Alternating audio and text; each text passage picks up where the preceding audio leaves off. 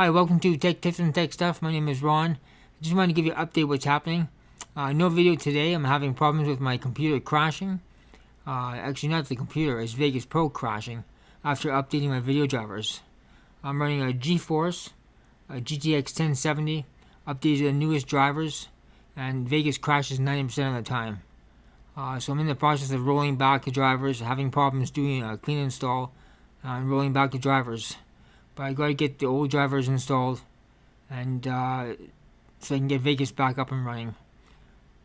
So I'll give you a warning that if you update your drivers, video drivers, be very careful with Vegas Pro stability problems.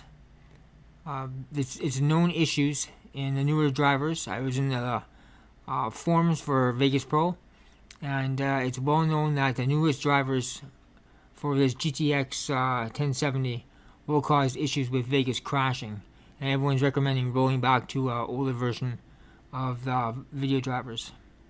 So just want to give you guys a heads up what's happening, and I'll get a video out once I get my computer back up and stable.